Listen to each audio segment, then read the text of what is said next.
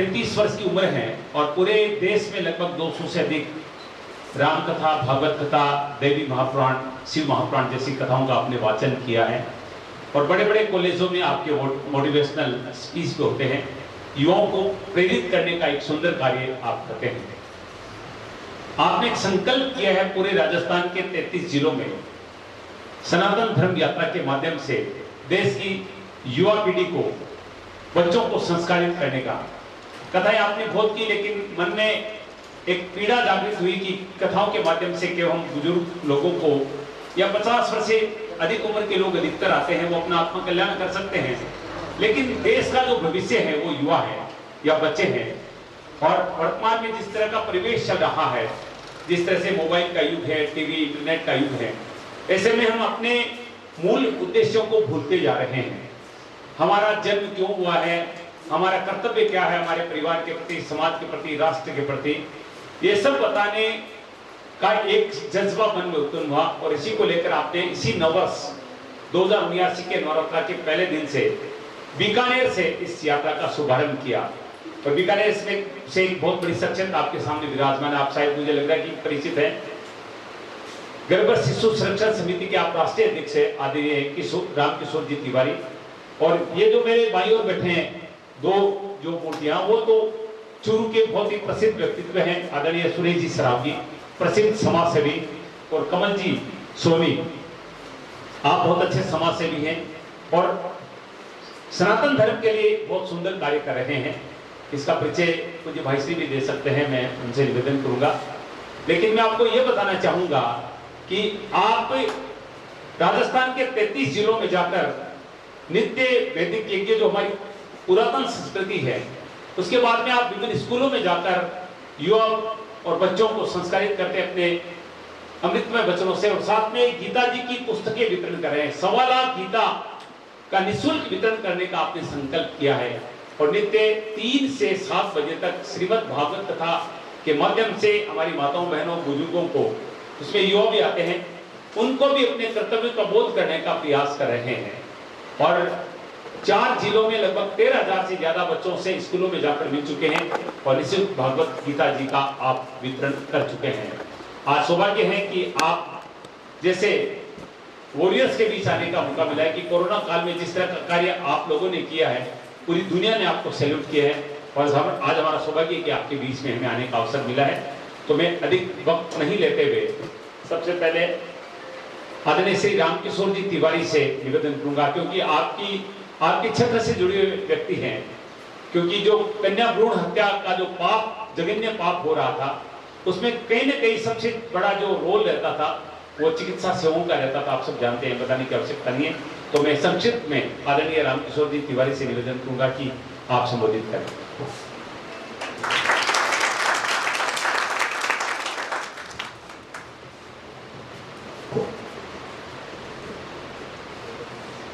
सम्मानित मंच,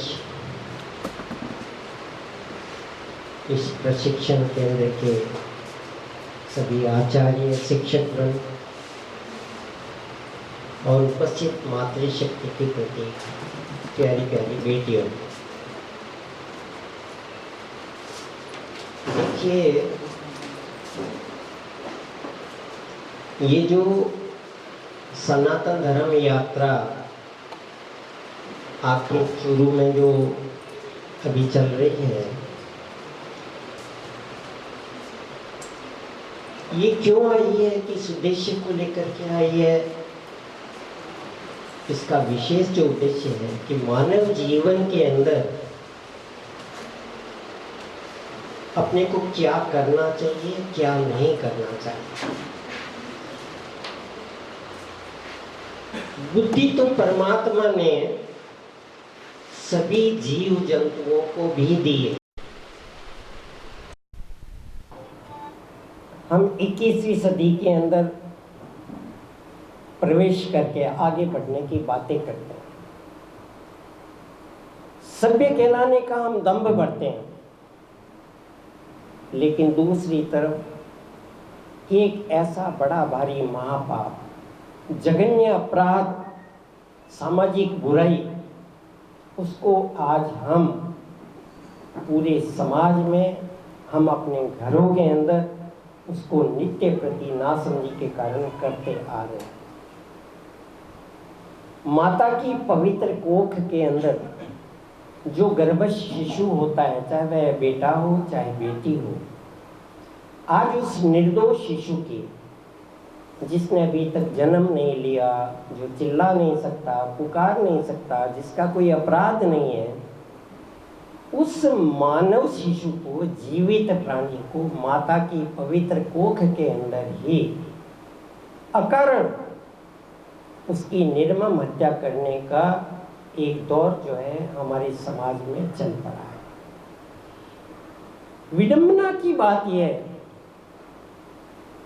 कि जो पश्चिमी राष्ट्र हैं, चाहे जापान है, चाहे जर्मनी है, चाहे इटली है, चाहे वह अमेरिका है, आज सभी जगह पर इस महापाप के विरुद्ध, इस कुकृत्य के विरुद्ध वहाँ की सीनेट, वहाँ की संसद के अंदर सख्त कानून बना करके इस बुराई को रोकने के प्रयास किए जा रहे हैं। लेकिन दूसरी तरफ हमारे इस भारत देश में, जो कि अहिंसा का पुजारी कहलाता है, इस अहिंसा के पुजारी कहलाने वाले राष्ट्र के अंदर, जहाँ पर कि चींटी को भी मारना बड़ा भारी महापाप समझा जाता है, वहाँ पर आज एक जीवित प्राणी की, एक मनुष्य की, एक माता के पवित्र कोख के अंदर और निर्ममता से हत्याएं की जा रही है। कितना बड़ा अनिष्ट, कितना बड़ा भारी पाप है। हमारे स्वामी जी महाराज, रामसुखदास जी महाराज बहुत बड़े संत हुए हैं हमारे भारतवर्ष के। उनकी प्रेरणा से हम काम पिछले 25 वर्षों से कर रहे हैं। आपके संस्थान में भी 2 साल पहले हम यहाँ पर सेमिनार करके गए थे। मैं आपको बताना चाहूँगा कि इस महापाप के कारण जहाँ एक ओर स्त्रियों के स्वास्थ्य का निरंतर ह्रास हो रहा है, केवल मैं नहीं कह रहा हूँ, ये WHO कह रहा है, विश्व जनसंख्या कोष कह रहा है कि ये जो गर्भपात, जिसको एक साधारण प्रक्रिया, एक छोटा सा ऑपरेशन बताया जाता है, इसके कारण हमारी माताओं को, बहन बेटियों को आज इस प्रकार के असाध्य रोग लगते जा रहे हैं, जिनसे उनको आजीवन छुटकारा नहीं मिलता है और उनका शरीर रोगों का पिटारा बन करके रह जाता है। आप देखिए, आप अपने घर में जाकर के चिंतन कीजिएगा, देखिएगा, विचार कीजिएगा कि आपकी जो बूढ़ी माताएं, दादी हैं, नानी हैं, वो आज भी आप लोगों की अपेक्षा ज़्यादा तंदुरुस्त है, ज़्यादा स्वस्थ है। उनको कभी भी दवा लेने की ज़रूरत नहीं पड़ी, वो सदैव निरोग रहे। बहु बेटियों को उठने से पहले वे उठ करके घर के काम काज में, पाठ पूजा में, गौ सेवा में लगी हुई हमको दिखाई देती है, और रात को सबकी सेवा करते करते आखिर में वो सोने को जाती है। लेकिन फिर भी हमारी बहु बेटियों की अपेक्षा वे ज़्यादा तंदुरुस्त है, ज़्यादा स्वस्थ है। लेकिन आज हमारी बहु बेटियाँ विवाह होने के तुरंत पश्चात, 1-2 साल के बाद में ही उनके शरीर की ऐसी दुरावस्था हो जाती है कि बार बार उनको डॉक्टरों के चक्कर लगाने पड़ते हैं। उनका शरीर स्वास्थ्य बिगड़ जाता है। कारण सिर्फ एक ही है कि हमारी माताओं ने, बूढ़ी माताओं ने अपने जीवन के अंदर कभी भी छुप करके कोई पाप नहीं किया। उन्होंने भगवान के बनाए हुए नियमों का उल्लंघन नहीं किया। उन्होंने प्रकृति के विरोध में जाकर के कभी भी कोई कृत्य नहीं किया। इसलिए प्रकृति उनका साथ देती है, आज भी वे निरोग हैं। लेकिन हमारी आज की पीढ़ी प्रत्येक कार्य में प्रकृति का विरोध करती है। सर्दी में बचाव के लिए हीटर का इस्तेमाल करती है, गर्मी में बचाव के लिए एसी का इस्तेमाल करती है। बच्चा पैदा होना, जन्म लेना ये एक प्रकृति का कार्य है। हमारे यहाँ लाखों लोग, करोड़ों लोग इस धरती के ऊपर जन्म लेते हैं, मरते हैं, जन्म लेते हैं, मरते हैं। ये एक सृष्टि का एक क्रम है। लेकिन आज के हम लोग शिक्षा का दंभ भरते हुए हम उस चक्र को तोड़ने का, प्रकृति का विरोध करने का कुत्सित प्रयास करते हैं। उसके कारण से हमारी बहु बेटियों का शरीर स्वास्थ्य निरंतर बिगड़ता जा रहा है, और बिगड़ता ही नहीं जा रहा है। कैंसर जैसी घातक बीमारी आज से 50 साल पहले हमारे भारतवर्ष में सुनाई नहीं देती थी। कैंसर नहीं होता था। यदा कदा यदि किसी को हो गया तो उस बीमारी का कोई नाम नहीं लेता था। कहते थे इसको बड़ी बीमारी हो गई, इसको बंबई लेके जाओ, मुंबई लेके जाओ इसको। लेकिन आज हम यदि नजर फैला करके देखें तो आप देखिए 150 घरों में यदि देखेंगे तो किसी न किसी को कैंसर मिल जाएगा। हमारे जो जवान युवा वर्ग के भाई लोग हैं, हमारे बेटे हैं, उनको आप देखो, उनको नाभि से ऊपर का कैंसर मिलेगा। कारण कि वो गुटखा खाते हैं, शराब पीते हैं, स्मोकिंग करते हैं, सिगरेट पीते हैं, नाना प्रकार के व्यसन करते हैं। लेकिन हमारी बहनें न गुटखा खाती है, न शराब पीती है, न स्मोकिंग करती है, इसलिए उनको नाभि से ऊपर का कैंसर नहीं होता। केवल एक ब्रेस्ट कैंसर यदा कदा होता है, बाकी गले का, जिह्वा का, उनको किसी प्रकार का मस्तिष्क का ट्यूमर वगैरह नहीं होता है। लेकिन हमारी बहन बेटियों को नाभि से नीचे का कैंसर अधिकांशतः होता है, पुरुषों को नहीं होता।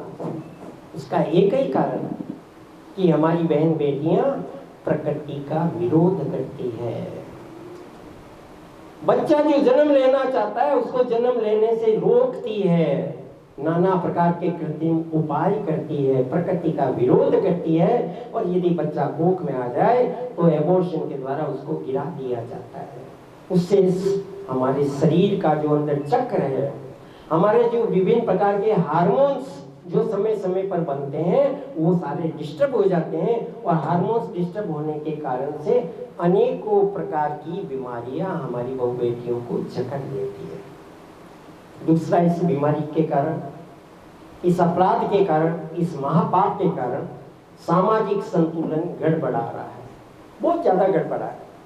आज बेटियों की कमी होती जा रही है, और बेटियों की कमी होने की वजह से जब किसी भी गाड़ी के 2 पहिए में से एक पहिया ऊपर नीचे होगा, हवा कम बेसी होगी, तो निश्चित ही उसका संतुलन गड़बड़ाएगा।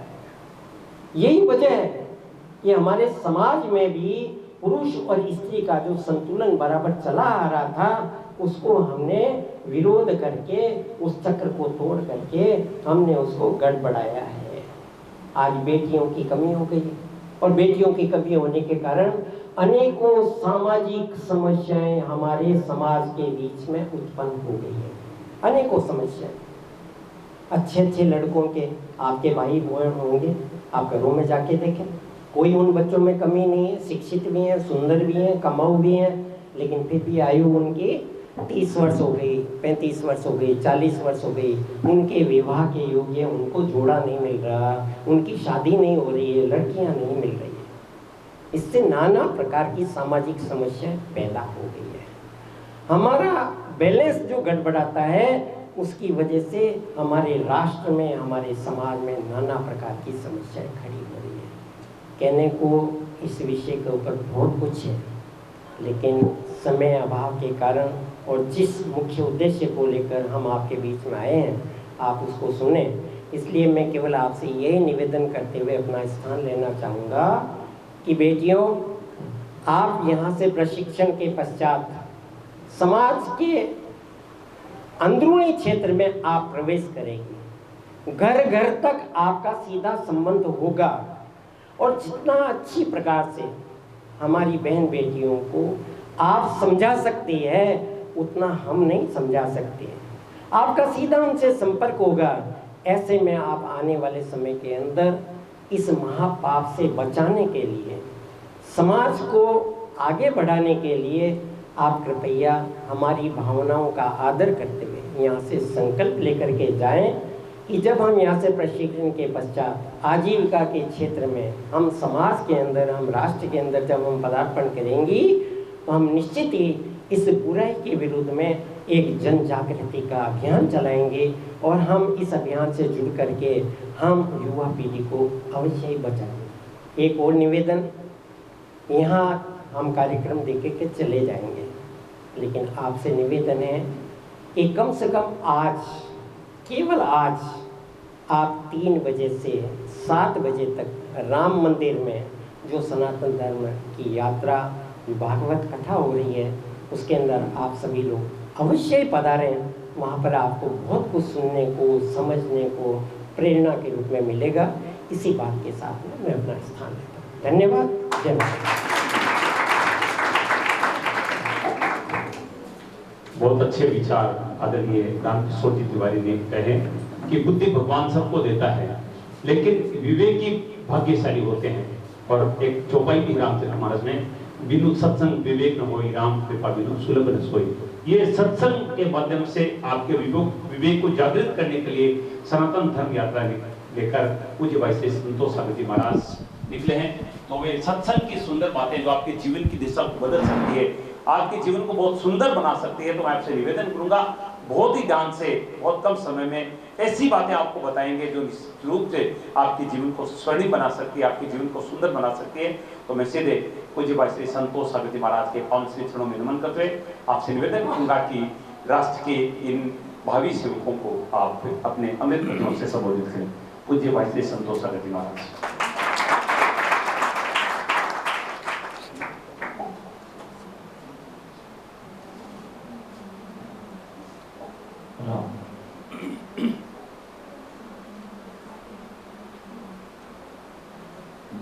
जन्मान्धस्य यतन्गया वितर्कश्चार्थेष्वभिज्ञस्वराट् तेने ब्रह्महृदाय आधिकये मुह्यन्ति यत्सूरयः तेजो वारिमृदां यथा विनिमयो यत्र शर्यो मृषा धाम्ना स्वेन सदा निरस्तकुहकम् सत्यं परं धीमहि अखण्डमण्डलाकारं व्याप्तं येन चराचरं तत्पदं दर्शितं येन तस्मै श्रीगुरुवे नमः। बोली सच्चिदानंद भगवान की जय, भारत माता की जय। इस प्रांगण में विराजमान सभी मुख्य अतिथि, सभी मेरी प्यारी प्यारी बहनें, आप सभी को मेरा प्रणाम। तो पहली बात तो ये है कि मैं थोड़ी देर से आपका फेस रीडिंग कर रहा हूँ सबका। आप लोग बहुत सीरियस होकर बैठे हैं, तो इतना सीरियस होने की जरूरत नहीं है। अभी आप हॉस्पिटल कैंपस में नहीं है, अभी हम कुछ वार्ता करने के लिए यहाँ पे विराजमान है। तो आप सब लोगों को खिला हुआ गुलाब पसंद है कि मुरझाया हुआ है? तो आप सब मुरझाए हुए से क्यों बैठे हैं?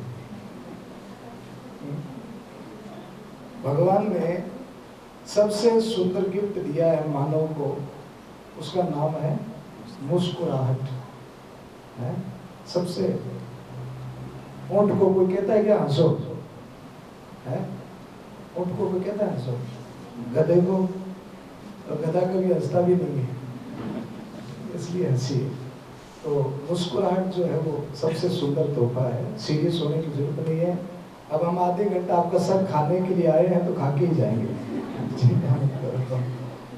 तो आप थोड़ा सा आनंद के साथ में श्रवण करिए। सनातन धर्म यात्रा 1 साल का हमारा ये संकल्प परमात्मा की सब प्रेरणा से ज्यादा से ज्यादा युवाओं में, बच्चों में भगवत प्रेम जगे, हमारे धार्मिक ग्रंथों का प्रचार हो, सनातन धर्म का प्रचार हो। इसी उद्देश्य से 2 अप्रैल से यात्रा प्रारंभ हुई थी। आज कितनी तारीख हो गई? 7 मई। समथिंग 26 दिन हो गए। 35 दिन। गणित कमजोर है। तो इन 35 दिनों में लगभग 13,000 बच्चों से जुड़ने का मुझे अवसर मिला, जिनमें बच्चे भी थे, बड़े भी थे, युवा भी थे, कोई साइंस के स्टूडेंट थे, कोई MBA के थे, कोई BEd के थे, और आज आप लोगों के पास में भी आने का अवसर मिला। तो मैं तो अपने आप को भाग्यशाली समझता हूँ कि आज आप सब लोगों का दर्शन हो रहा है, आपसे वार्ता हो रही है। तो कुछ थोड़ी देर हम कुछ वार्ता करेंगे, जिससे शायद हमारे जीवन में कुछ प्रकाश हो, कुछ तेज हो, कुछ ऊर्जा हो, कुछ एक दिशा हमको प्राप्त हो। दशा बदलने की सबसे जरूरी चीज है दिशा बदलना। जब तक दिशा नहीं बदलेंगे, कितना भी प्रयत्न कर लेना, दशा नहीं बदल सकते। तो हमें जानना है कि हम जिस दिशा में चल रहे हैं, क्या वो दिशा हमारी सही है? हमारे अंदर जो ऊर्जा है, क्या वो ऊर्जा सही जगह पर लग रही है? क्योंकि हर मानव का ये प्रश्न होता है, क्यों, क्या, कैसे। क्यों हो रहा है, किस लिए हो रहा है, कब से हो रहा है, किस कारण से हो रहा है, ये हम सबको जानना चाहिए। भाई हमारा जन्म हुआ है, क्यों हुआ है, हम कर रहे हैं, क्या कर रहे हैं, जो कर रहे हैं वो क्यों कर रहे हैं, उसके पीछे का मोटिव क्या है, उद्देश्य क्या है, और उसको करने से हमको प्राप्त क्या होगा। तो मैं आपसे पहला प्रश्न करता हूँ, तो आप सब बुद्धिमान है, अपने अपने बुद्धि के अनुसार जवाब देना। आप सब में कर्म के ऊपर विश्वास कौन कौन करता है? संकोच मत करो।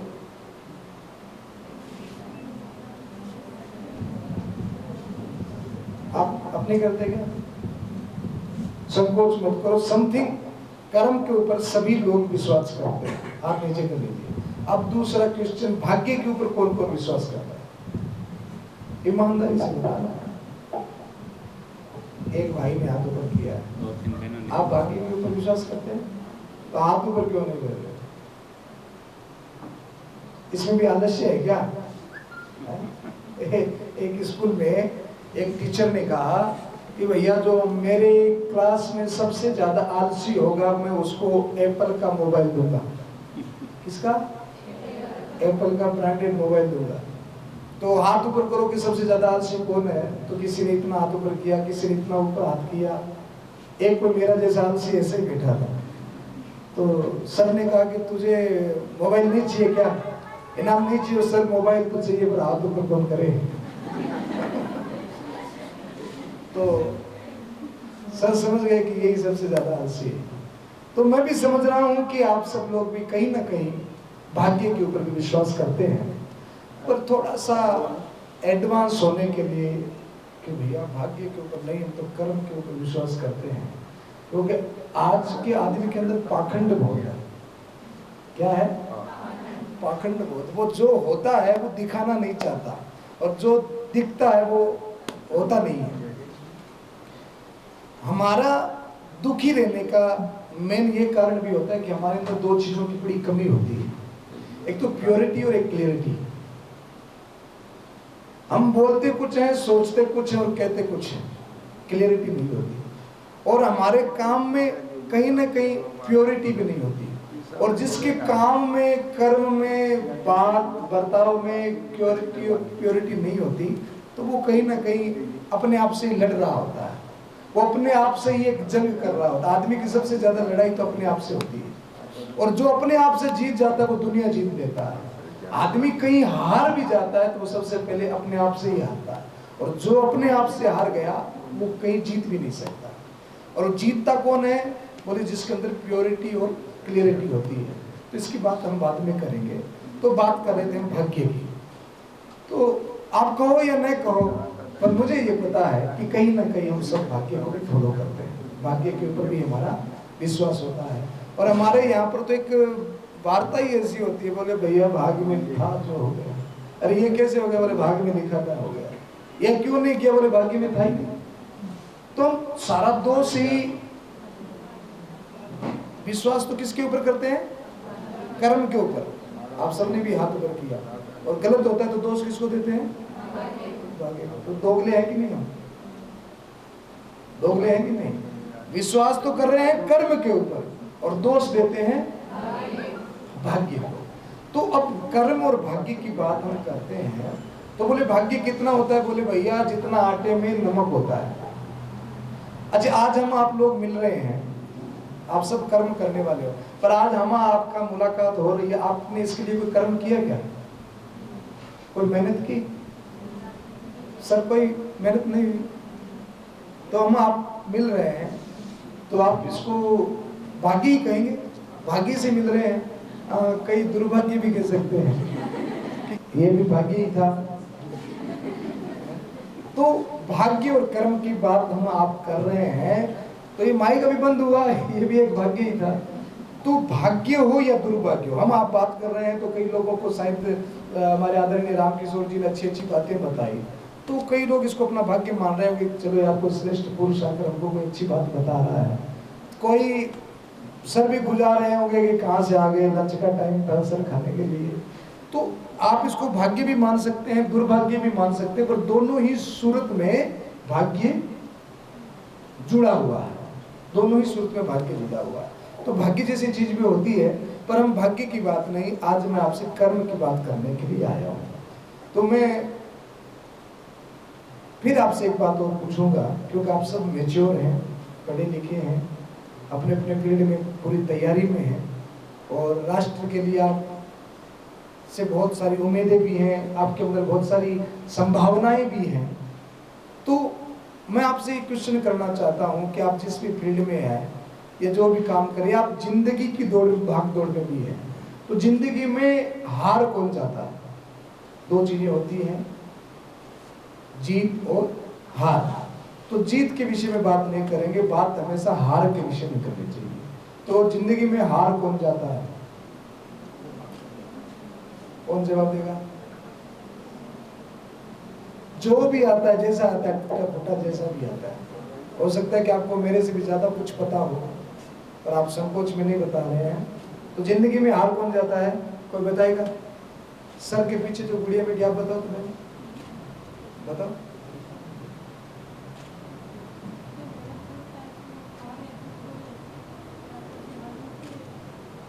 जो मेहनत करता है वो हार या जीत, दो चीज होती है। हार और जीत होती है, कोई सी नहीं, वो तो है ही, पर हारता कौन है? मेहनत करने पर भी हार क्यों जाता आदमी है? आप बताओ, आप बताओ। हाँ हाँ, कुछ महीने में इसको कह सकते हैं, ये मेरा आप परीक्षा ले रहे हैं, क्या हुआ? ठीक है, अब मैं समझ गया, अब पकड़ में आ गया मामला। तो हार कौन जाता है जी? सर, जो व्यक्ति है ना, पूरी शिद्दत के साथ मेहनत नहीं करता, वो पहले अपनी हार को स्वीकार करता है। ये भी बिल्कुल परफेक्ट इसको वही- कह वही सकते बात हैं। है। इसको रख दूं क्या मैं? हाँ। राम। तो हार कौन जाता है? बोले जिसके मन में, ध्यान देना भाई, ये बड़े पते की बात है। हार कौन जाता है? ये हार गया है और राम राम। ये बंद नहीं हो रहा है, मैं आपको हंसाने के लिए बंद कर रहा हूं। तो जिंदगी में हार कौन मान जाता है? बोले हार वो मान जाता है, श्री कृष्ण गीता में कहते हैं, संशय आत्मा विनश्यति। इतनी छोटी सी लाइन है, पर बड़ी काम की लाइन है। सुनाई दे रहा है मेरी आवाज पीछे तक? तो जिंदगी में हार कौन जाता है? बोले संशय आत्मा विनश्यति। जिस व्यक्ति को अपने काम को लेकर के, अपने कर्म को लेकर के संशय होता है, अपने काम को लेकर के जिसके मन में संशय चलता रहता है कि मैं कैसे करूँगा, कैसे होगा, कर पाऊँगा कि नहीं कर पाऊँगा, जो मैं कर रहा हूँ वो कैसे संभव होगा। तो अपने कार्य को लेकर जिसके मन में निरंतर संशय बना रहे, वो कितनी भी मेहनत और कोशिश करने के बाद में भी हार जाता है। दूसरी लाइन में श्री कृष्ण कहते हैं, श्रद्धावान लभते ज्ञानम। बोले जो अपने कर्म को लेकर के, अपने कार्य को लेकर श्रद्धावान होता है, ईमानदार होता है, तो वो अपने फील्ड में ही बहुत बड़ा नाम भी कर सकता है, बहुत बड़ी सफलता को भी प्राप्त कर सकता है। तो हारने का सबसे मुख्य कारण है संशय आत्मा विनश्यति। तो सबसे पहले तो आप जो भी काम कर रहे हो उस काम में आपको सफल होना है तो आपके अंदर फुल कॉन्फिडेंस, आत्मविश्वास होना चाहिए, कोई प्रकार का उसमें संशय नहीं होना चाहिए, उसमें आगे बढ़ो। ये जो गीता जी आपके सामने पढ़ी, आप लोगों ने पढ़ी है क्या कभी? हैं?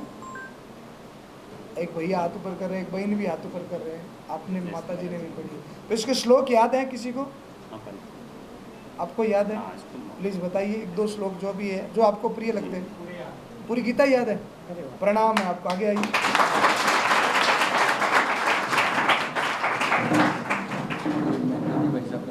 वाह, किसके? वाह, महेंद्र जी के हैं क्या?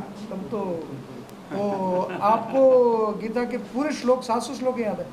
तो उसमें से एक दो श्लोक जो आपको प्रिय लगते हो, जिससे आपने कुछ सीखा हो, वो इनको बहनों को बताइए। मैं मतलब दो श्लोक ऐसे कहूँगा जो भी रिलेवेंट भी हैं, जिनका मतलब संदर्भ भी है। जी बिल्कुल सुनाइए। तो अभी जो श्लोक, जैसे अभी कर्म और भाग्य की हम बात कर रहे थे, तो मैं इसी संदर्भ में दो श्लोक कहता हूँ। एक जो दूसरे अध्याय का 47वां श्लोक है, दूसरे अध्याय का जो 47वां श्लोक है, सुनाइए से। कर्मण्येवाधिकारस्ते मा फलेषु कदाचन मा कर्म फल हेतु भूर माते संगोस्त्व कर्मणि। तो ये जो श्लोक है, अब इसका यदि हम फिलोसॉफिकल एनालिसिस करेंगे, ये कैसे ये आ रहा है, ऐसे कैसे आ रहा है कि हम कर्म करें और फिर फल की इच्छा नहीं करें। तो मैंने कई जगह इसके बारे में पढ़ा, फिर कई मैंने जो हमारे पुराने आचार्यों ने इस पर जो टीका लिखी थी उसको देखा, तो फिर मुझे मतलब जो फिर मैंने इस पर आर्टिकल भी एक लिखा था, लेकिन मैंने जो पाया इसके अंदर ये है कि कर्मण्येवाधिकार से हम कर्म पर ही ध्यान क्यों रखें, फल पर क्यों नहीं रखें। तो जब हम फल पर ध्यान रखेंगे तो दो संभावनाएं हो सकती हैं। या तो हमको फल ऐसा लगेगा कि वो आसानी से प्राप्त हो जाए, फल बहुत आसानी से हमको प्राप्त होने वाला हो सकता है। दूसरी संभावना ये है कि वो फल है वो बहुत कठिनता से प्राप्त होने वाला हो। तो दोनों ही संभावनाओं में क्या होगा कि कर्म में शिथिलता आएगी, हमारा जो कर्म करने की क्षमता है वो डाउन हो जाएगी। हम सोचेंगे ठीक है, ये तो आराम से हो जाएगा काम, इसको हम मेहनत करने की क्या आवश्यकता है, मैं इसको बाद में कर लूंगा। हम क्या करेंगे, टालमटोल, प्रोक्रास्टिनेशन करेंगे हम उस चीज के लिए। और दूसरी चीज क्या होगी कि हमको लगेगा कि ये तो कर्म कठिन है, तो इसमें क्या है कि हम फिर क्या होगा, हमारे अंदर डाउट होगा। जैसे अर्जुन था, तो अर्जुन को क्या हुआ कि उसके अंदर पूरी क्षमता थी, जैसे अभी आचार्य जी भी कह रहे थे पूरी क्षमता उनमें काम करने की है, लेकिन जब क्या होता है कि डाउट, कैसे डाउट, तो अर्जुन कहता है अहो बद महत पापम कर्तुम व्यवसिता वयम यद्राज्य सुख लोभेन हंतुम स्वजनम उद्यता। तो वैसे तो मतलब ये जो है दूसरे संदर्भ में श्लोक कहा गया है, लेकिन यदि आप इसको डीपली थोड़ा सा देखेंगे तो इसके अंदर जो बातें बताई गई है वो डाउट के बारे में आती है कि कैसे जो डाउट है वो व्यक्ति को मार देता है। जैसे आगे जो दूसरे अध्याय में भी अर्जुन कहता है कार्पण्य 265 स्वभाव पृच्छामि त्वाम धर्म सम्मूढ़ चेता, वहां पर वो पहले पूछ लेता है उनसे, उसके पहले वो कहता है कि ये हमें जीतेंगे या हम इनको जीतेंगे, मतलब उस पर पूरी क्षमता है लेकिन उसको डाउट है कि मैं इस काम में सफल होऊंगा या नहीं होऊंगा। तो मेरा जो मेन जो बिंदु था कि हम कर्म पर फोकस क्यों करना है, तो उसका पॉइंट ये है कि हमारे कर्म में शिथिलता नहीं है। अब शिथिलता आएगी, कर्म में यदि शिथिलता आएगी तो फल हमें मिलना ही नहीं है, और यदि हम काम ढंग से करेंगे तो फल तो मिलना ही है। तो इसलिए ये बात कही गई है, तो इसका एक मीनिंग ये है। दूसरा जो श्लोक मुझे, क्योंकि दो श्लोक मुझे कहने के लिए कहा गया, तो दूसरा श्लोक में जो कहूंगा कि what is important for success, success के लिए क्या जरूरी है। तो गीता के संदर्भ में मैं जिसको बताऊं तो 18वें अध्याय का जो 13वां श्लोक है, आप उसको पढ़ें कभी, उसमें लिखा अधिष्ठानम तथा कर्ता कर्णम च पृथक विदम, और अधिष्ठानम तथा कर्ता कर्णम च पृथक विदम। फिर जो अगली पंक्ति है क्या है, सांख्य कृतांते प्रोक्तानि दैवम चैवात्र पंचमम, मतलब उन्होंने 5 जो हेतु बताए हैं काम को सिद्ध करने के लिए। पहला उन्होंने बताया है अधिष्ठान, अधिष्ठान का अर्थ होता है वातावरण, हमारे पास वातावरण कैसा है, आसपास का जो वातावरण है वो कैसा हम डेवलप कर रहे हैं या हम रह रहे हैं। तो सक्सेस के लिए सबसे पहला वातावरण ये कि हम हमारे आसपास का वातावरण अच्छा बनाएं। यदि हम किसी को कोई कॉम्पिटिटिव एग्जाम की तैयारी करनी है, या कोई जो चाहता है कि मुझे ये चीज प्राप्त करनी है या मुझे बॉडी बिल्डिंग बनानी है, तो उसे पहले बात वातावरण चेंज करना पड़ेगा।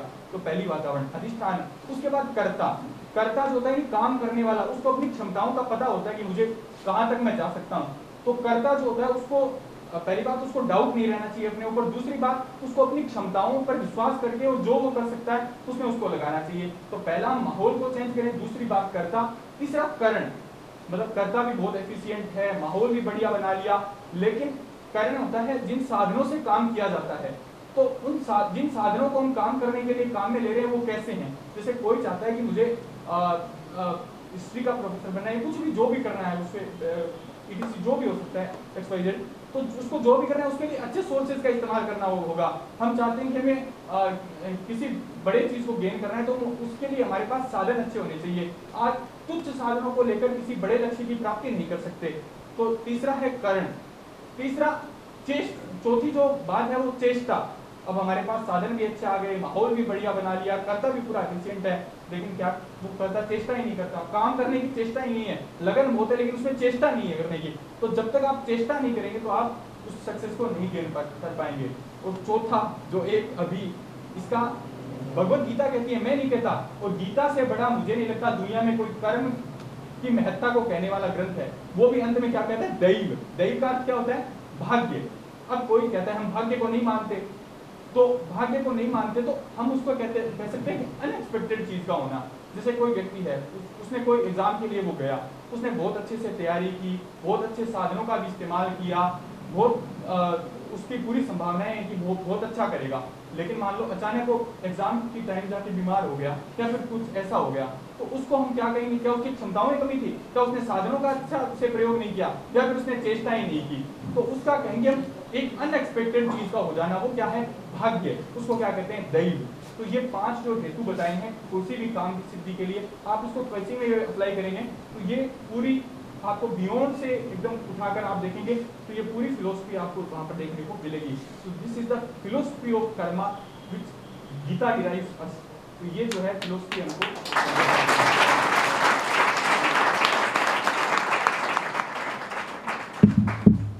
आपका नाम नहीं बताया? राम रतन। राम रतन, नाम भी बड़ा सुंदर है, तो इनके लिए जितनी ताली बजाई जाए उतनी कम है। और मैं जो बातें आपसे कहने के लिए आया था, जो मैं कहना चाह रहा था, तो राम रतन जी ने वो एडवांस में आप सारी बातें आपको कह दी है। तो बड़ी सुंदर बात आप कहकर गए, वातावरण भी मिले, कर्म भी हो, मेहनत भी हो, हमारा भाग्य भी साथ दे, तो सारी चीज़ें होती है। तो हम बात कर रहे थे, जैसे आपने कहा कि इस भगवत गीता से बढ़िया कर्म के बारे में बताने वाला कोई दूसरा ग्रंथ हो नहीं सकता। तो ये नो डाउट ये सबसे क्लियर बात थी। पूरे विश्व में 128 देशों में हर एक भाषा, आप सब के पास मोबाइल है, गूगल करिए, आपको इटालियन, फ्रांसीस, चाइनीज़, जिस भाषा में भगवत गीता पढ़ना उस भाषा में भगवत गीता है। दुनिया की सबसे टॉप यूनिवर्सिटियों में भगवत गीता को पढ़ाया जा रहा है, क्योंकि कर्म की प्रधानता। देखिए भगवत गीता में जैसे आपने कहा कर्मण्येवाधिकारस्ते मा फलेषु कदाचन, तो श्री कृष्ण ने यह बात अर्जुन को बहुत बाद में बताई है। इससे पहले ही श्री कृष्ण ने 7 वर्ष की उम्र में यही कर्म की बात अपने पूरे गांव के लोगों को, श्री कृष्ण ने कर्मणा जायते जंतु कर्मण्येव विलीयते, बहुत पहले बता दी। और रामायण में भी तुलसीदास जी महाराज ने इसको विस्तार में रखा है, कर्म प्रधान विश्व रचि राखा। तो हमारे सनातन धर्म के किसी भी ग्रंथ को आप उठाकर पढ़ेंगे तो उसमें कर्म की प्रधानता विशेष बताई गई है। और कर्म के यहाँ पर गीता में कर्म को वैसे तो कई भागों में बांटा गया है, पर यहाँ पर मैं आपसे 3 भाग की बात करूँगा, कर्म, विकर्म और अकर्म। इसके बाद में निष्काम कर्म की भी बात आती है। तो कर्म का मतलब होता है करेक्ट कर्म। आप जो भी काम कर रहे हो, आज आप नर्सरी की तैयारी कर रहे हो, आप हॉस्पिटल में जाएंगे, हो सकता है कि आप में से कोई और ज़्यादा MBBS कर ले तो कोई डॉक्टर भी बन जाए। तो आप जिस भी फील्ड में जा रहे हैं, जिस भी क्षेत्र में जा रहे हैं, तो सबसे पहले आता है कर्म। कर्म का मतलब होता है करेक्ट कर्म। जो कर्म करेक्ट नहीं है उसको अकर्म कहा जाता है। यानी कि आपके कर्म के पीछे अगर आपका मोटिव सुंदर नहीं है तो वो आपका अकर्म है, यानी कि उस कर्म से किसी को कोई लाभ नहीं हो रहा है। तो आप जो भी कर्म करने जा रहे हैं तो उसके पीछे का मोटिव क्या, आपका वो कर्म जो है वो करेक्ट कर्म है कि नहीं है। जैसे आप नर्सरी में जा रहे हैं, आप डॉक्टर की तैयारी कर रहे हैं, तो आपके पीछे का मोटिव क्या है? आप डॉक्टर क्यों बनना चाहते हैं? आप नर्स क्यों बनना चाहते हैं? किस लिए बनना चाहते हैं? धन कमाने के लिए या सेवा करने के लिए? तो इन दोनों में कर्म तो आप कर रहे हैं, पर दोनों के कर्म के पीछे जो मोटिव है उससे आपकी फलश्रुति बदल जाती है। देखिए ना, मैं अक्सर एक उदाहरण देता हूँ, एक डॉक्टर और एक डाकू, दोनों में समानता होती है कर्म में। समानता कैसी होती है? बोले डॉक्टर आता है, नर्स आती है, तो अगर ऑपरेशन करना हो तो हाथ में छुरी चाकू लेकर आते हो कि नहीं आते? और डाकू आता है तो क्या लेकर आता है? छुरी चाकू लेकर आता है। और दोनों ही काम तो पेट चीरने का ही करते हैं। और मजे की बात तो ये दोनों ही मुंह ढक कर आते हैं। डॉक्टर नर्स भी मुंह ढक के आते हैं और डाकू भी मुंह ढक के आता है, पर दोनों के कर्म में डिफरेंस कितना है? बोले एक तो जान लेने का काम कर और एक जान बचाने का काम कर। जैसे भैया ने बात की साधन की, तो दोनों के पास साधन तो एक ही जैसा है। डाकू के पास भी चाकू है और डॉक्टर के पास भी चाकू है, पर उस दोनों ही साधनों में, उस साधन में दोनों का कर्म जो है वो बिल्कुल अलग अलग हो जाता है। दूसरी बात आपने जो स्पर्धा की कही कि हम जिस फील्ड में जा रहे हैं, अपने टैलेंट को हम पहचाने, अपनी योग्यता को हम पहचाने कि हमारे अंदर में टैलेंट क्या है, हमारे अंदर में योग्यता क्या है। अरे हमको पता है कि ये दरवाज़ा अंदर की तरफ खुलता है, तो आप बाहर से थोड़ा सा पुश करोगे तो ये अंदर की तरफ में खुल जाएगा। अब इसको उल्टी दिशा में आप जीवन पर्यंत बाहर की तरफ धक्का देते रहो, पूरी जी जान से मेहनत कर लो, पर यह दरवाज़ा कभी बाहर की तरफ खुलेगा ही नहीं, क्योंकि आपकी दिशा ही गलत है। इसलिए अपने जीवन में सबसे पहले अपने संशय को दूर करिए। संशय आत्मा विनश्यति, तो अपने संशय को दूर भगाइए कि मैं नहीं कर सकता। दूसरी बात यह है कि सफलता के लिए सबसे पहले अपने टैलेंट को पहचानिए। आप जिस फील्ड में हैं, आप पहले ये देखिए कि आपकी रुचि उसमें है। आप ये देखिए कि जो आप कर रहे हैं उस काम को करने की योग्यता आपके अंदर है। जैसे मैं एक उदाहरण हमेशा बच्चों को दिया करता हूँ, एक कोई प्रतिस्पर्धा, एक कंपटीशन हो, और उस कंपटीशन में एक बंदर हो, एक घोड़ा हो, एक ऊंट हो और एक मछली हो, और कंपटीशन ये है कि पेड़ पर चढ़ना है, तो कौन जीतेगा? है बंदर जीत जाएगा और घोड़ा हार जाएगा। हाथी इतना ताकतवर, फिर भी वो हार जाएगा, क्योंकि उसके अंदर में वो ताकत तो बहुत है, पर वो उस चीज के लिए नहीं बना है, वो पेड़ पर नहीं चढ़ पाएगा। और मछली तो बेचारी आत्महत्या ही कर लेगी, वो तो कभी नहीं चढ़ पाएगी। हाँ, अगर इस कंपटीशन को बदल कर ये कर दिया जाए कि पानी में तैरना है, तो कौन जीत जाएगा? मछली जीत जाएगी। यानी कि कमजोर न तो मछली है, न हाथी है, न बंदर है, सबके अंदर अपनी अपनी एक योग्यता है। तो आदमी अगर सफल होना चाहे तो सबसे पहले ये खोज करनी चाहिए अपने अंदर कि मेरे अंदर में टैलेंट क्या है, मेरे अंदर में योग्यता क्या है। और जिस दिन हमने उस टैलेंट को ढूंढ लिया, जिस दिन हमने उस योग्यता ढूंढ लिया, मैं आपको गारंटी देता हूं दुनिया की कोई ताकत आपको सफल होने से नहीं रोक सकती। एक बार एक छोटे बच्चों के स्कूल में एक कोई गुब्बारा बेचने वाला आया, तो एक छोटी सी बच्ची ने जाकर उस गुब्बारे वाले से पूछा कि सर ये गुब्बारा उड़ता है क्या? तो उसने कहा जी उड़ता है। तो सर ये ब्लैक वाला उड़ता है? बोले हाँ ब्लैक वाला भी उड़ता है। सर ये वाइट वाला? बोले हाँ वाइट वाला भी उड़ता है। सर ये रेड वाला? बोले हाँ हाँ रेड वाला भी उड़ता है। तो सर ये पिंक वाला? बोले हाँ भाई पिंक वाला भी उड़ता है। तो सर ने उस बच्ची को समझाया कि गुब्बारे के उड़ने में उसके कलर का कोई रोल नहीं है। गुब्बारा हवा में उड़ता है तो कलर का कोई रोल होता है क्या उसमें भाई? है तो रोल किसका होता है? हवा का। गुब्बारे का रंग कैसा है उससे कोई फर्क नहीं पड़ता, फर्क ये पड़ता है कि गुब्बारे में हवा है कि नहीं है। तो हम लोग सफल होते तो कई बार असफलता का दोष हम अपने परिवार को दे देते हैं, माता पिता को दे देते हैं। हमें अच्छा प्लेटफॉर्म नहीं मिला, हमें अच्छी शिक्षा नहीं मिली, भगवान की कृपा नहीं हुई, माता पिता ने साथ नहीं दिया, ये वो वगैरह वगैरह।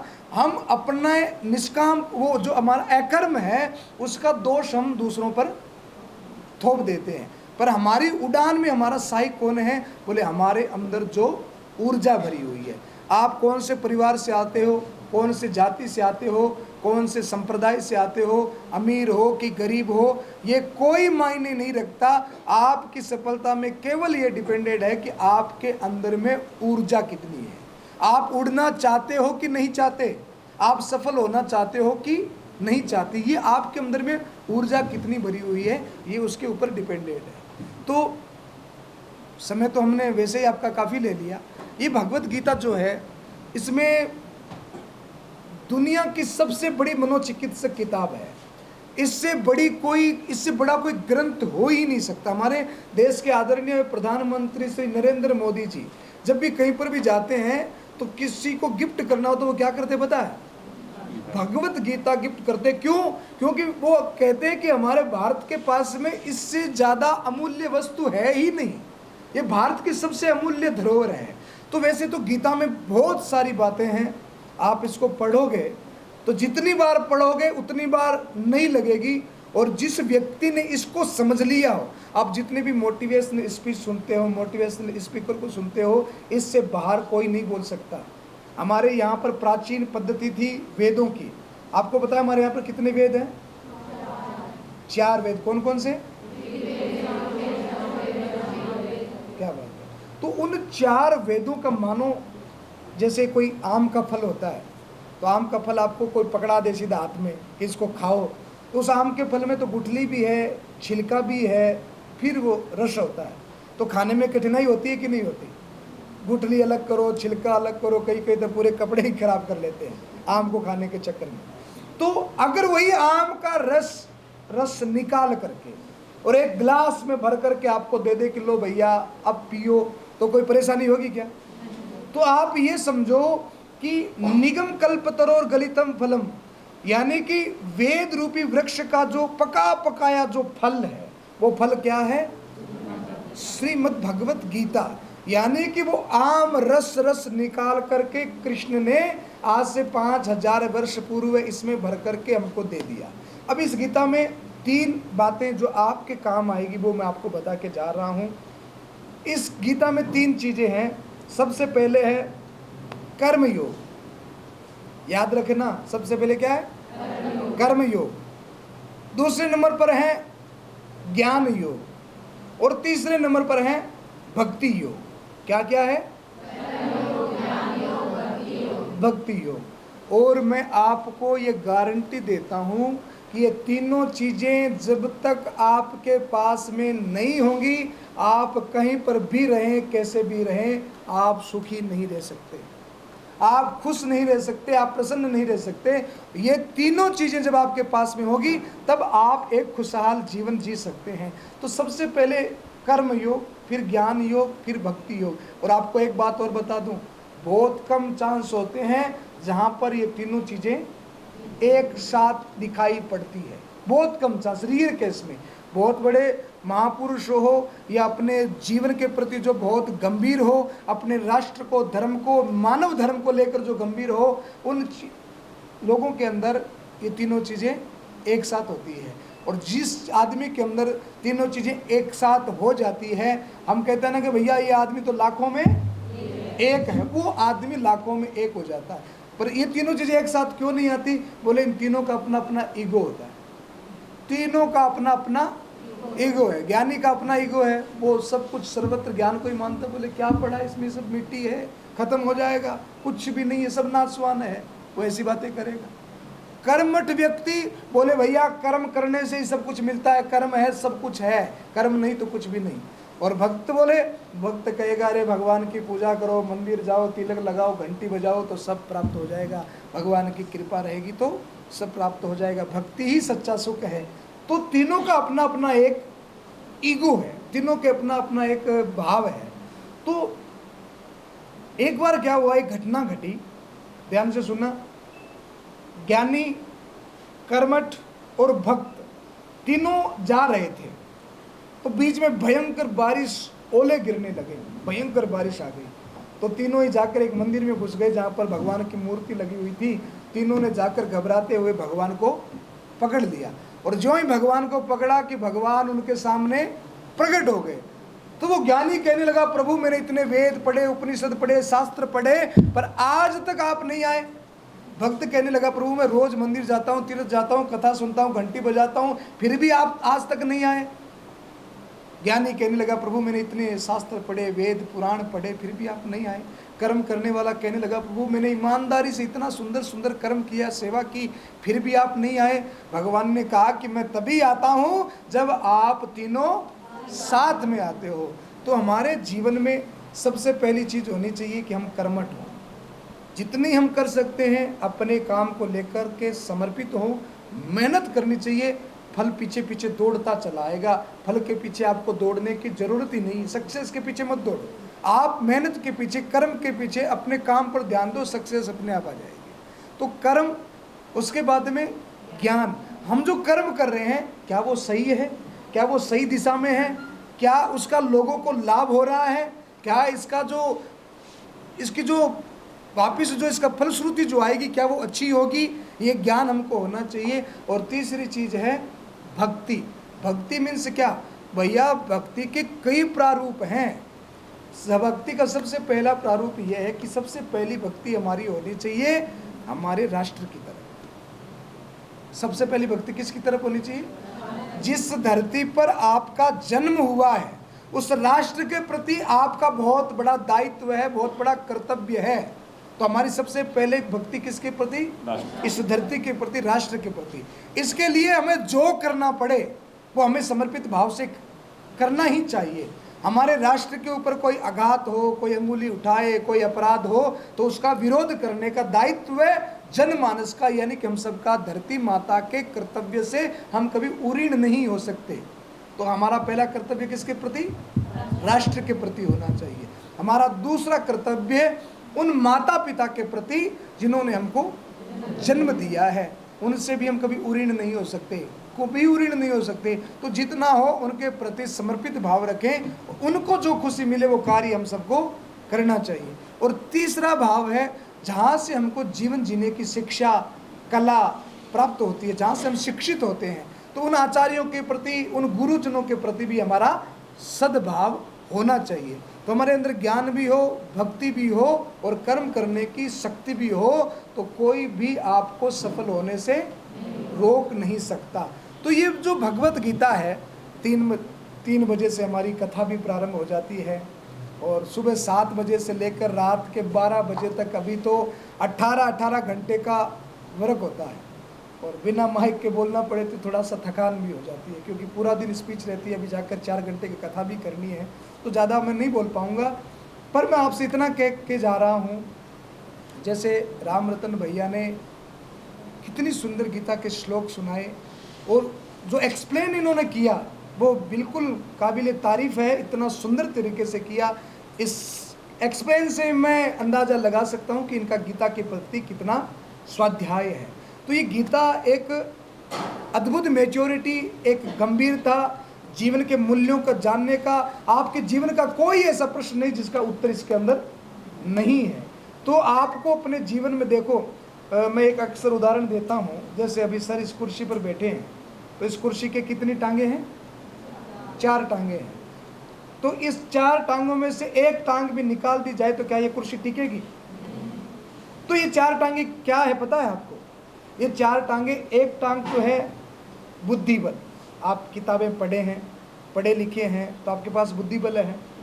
दूसरी टांग है बाहुबल, आप युवा हैं तो आपके पास में भी कार्य करने की क्षमता है। वृद्ध अवस्था में शायद ये टांग टूट जाएगी, नहीं रहेगी, पर अभी है। तो बुद्धि बल हो गया, बाहुबल हो गया। आप जिस भी फील्ड में काम करेंगे तो कहीं ना कहीं से आपको धन की प्राप्ति भी होगी, धन भी आएगा, तो उसको धन बल कहते हैं। तो धन बल, बुद्धि बल और बाहुबल, ये 3 बल हो गए।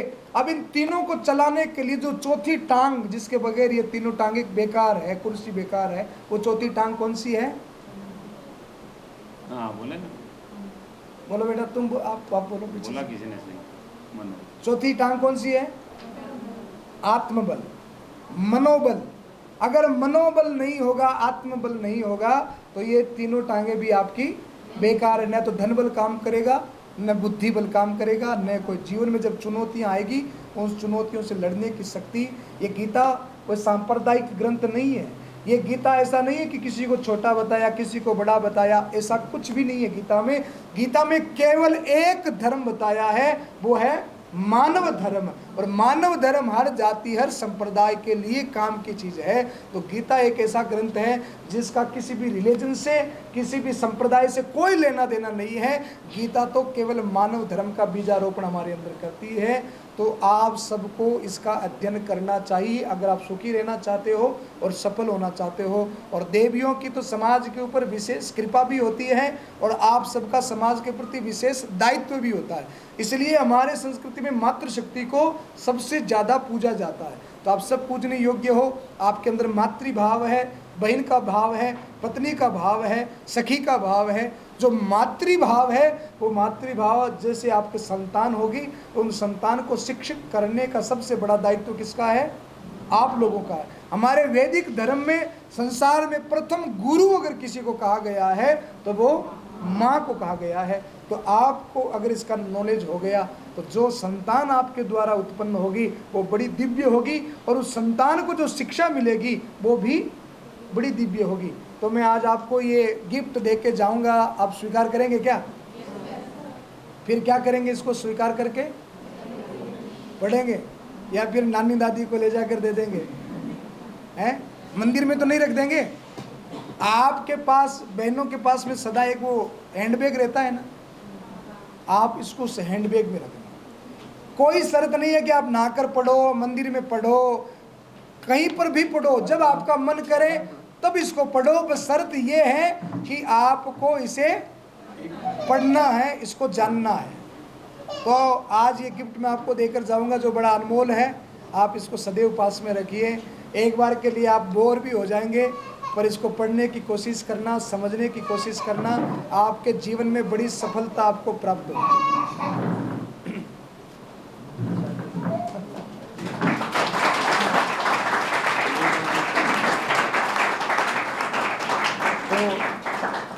अब मैं ज़्यादा ज़ोर से बोल नहीं सकता, थक गया हूँ। पर आप इसको पढ़ना ज़रूर। एक एक दो दो चैप्टर रोज़ पढ़ना। एक साथ पढ़ोगे तो क्या हो जाएगा? हैंग हो जाएगा। तो थोड़ा थोड़ा करके एक एक दो दो चैप्टर इसका पढ़ना और इसको समझना। बोलिए सच्चिदानंद भगवान की, भारत माता की। बहुत ही सुंदर बातें भाईश्री ने बताई हैं।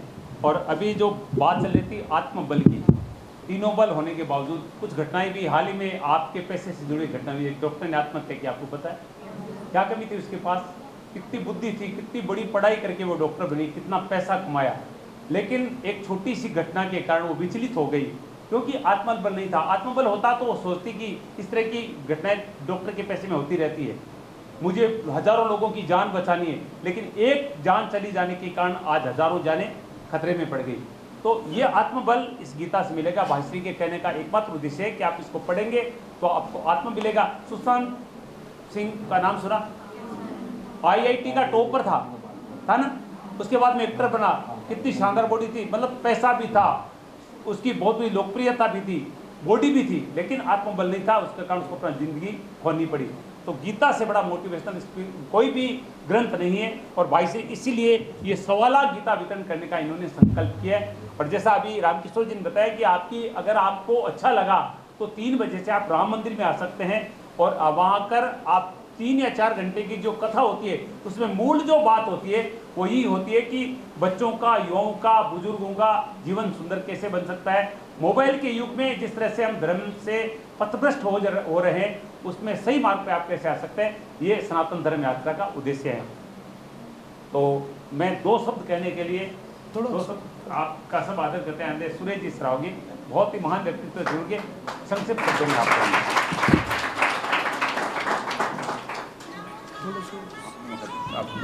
सम्मानित मंच, परम पूजनीय प्रोग्राम में करते हैं, आदरणीय संतोष सागर जी महाराज को मैं सत प्रणाम करता हूँ। और आपको गर्भस्थ शिशु संरक्षण समिति जो आपको जो बात बताई बहनों को, रामकिशोर जी भाई साहब और मेरे छोटे भाई शिव जी भाई साहब, जो आप लोगों को प्रेरणा दी, उससे ज़्यादा प्रेरणा तो मैं नहीं दे सकता। लेकिन 3 चीज़ आपको मैं दे के जा रहा हूँ। 3 चीज़ दे के जा रहा हूँ। वो क्या कि मानव जीवन, 1 मिनट मेरी बात सुनना ध्यान से।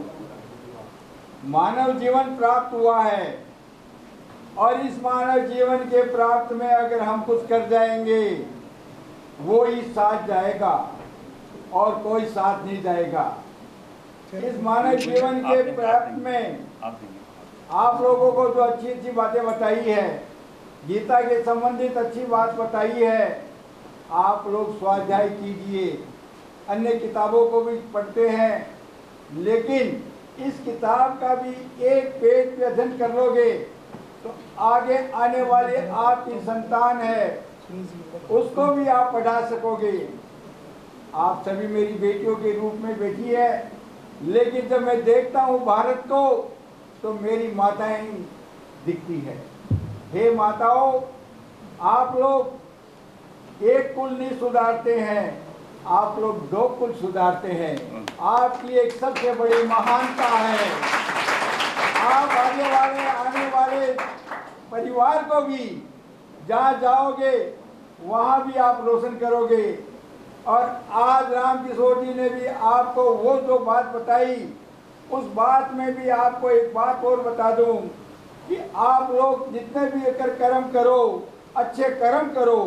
भाग्य की बात तो बताई, लेकिन मैं फिर भी एक जैन धर्म के सिद्धांत पे कर्म पर बहुत बड़ा विश्वास करता हूँ। जैसा कर्म करोगे वैसा फल पाओगे। अगर इस बात को भी मैं ज़्यादा समय तो नहीं लेता हूँ, क्योंकि जो महान महान संत बोल जाते हैं तो मेरे को बोलने के लिए कुछ नहीं रहता है। लेकिन आपको फिर भी एक बात बता देता हूँ कि आप जब सुबह उठते हैं तो आपको क्या करना चाहिए? क्या करना चाहिए? सबके लिए एक ही चीज करना चाहिए, सबका मंगल हो, सबका कल्याण हो, सब सुखी रहे।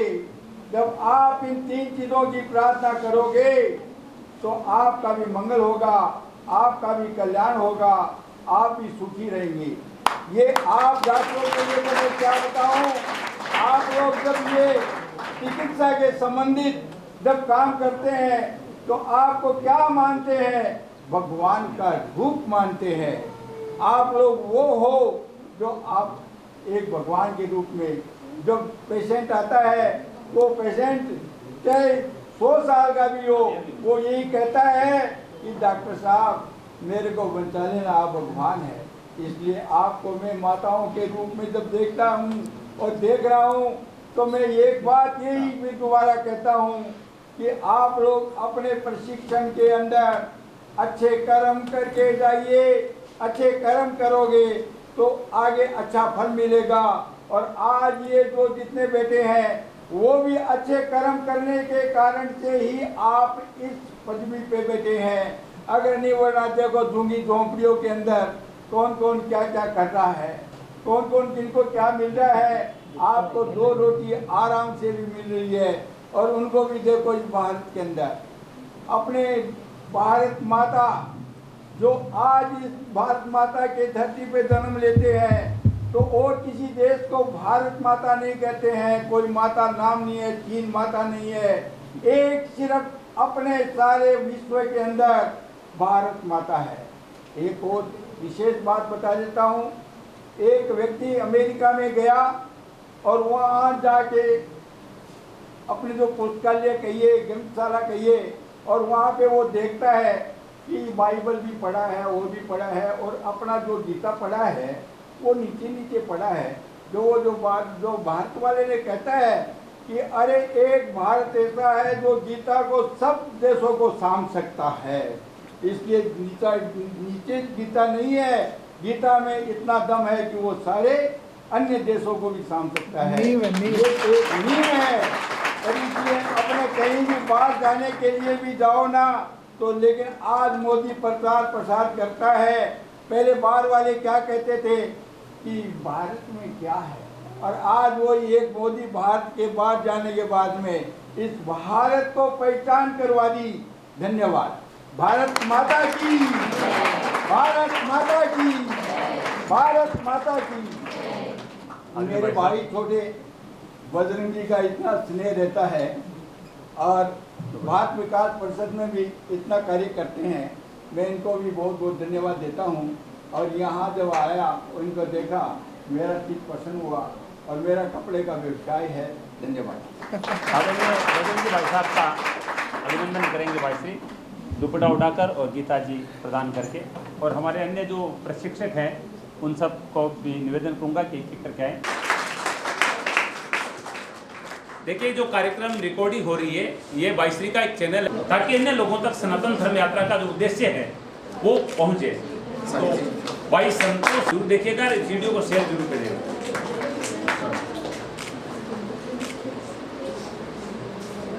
ध्यान से, तन्मयता से आप सबने एक एक बात को सुना, और सबसे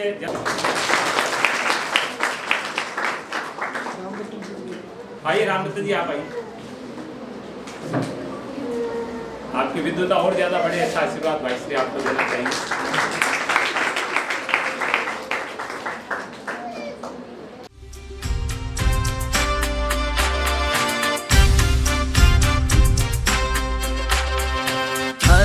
रक्षक धर्म पथ पर चल पड़े हैं भावसु, धर्म रक्षा के लिए मैं प्राण पथ पर वार दूं, धर्म रक्षा के लिए मैं प्राण पथ पर वार दूं, धर्म यात्रा शुभम भवतु, धर्म यात्रा शुभम भवतु, धर्म यात्रा शुभम भवतु, धर्म यात्रा शुभम भवतु। बीते युग का देख दुख में धर्म की ध्वजा धरूं,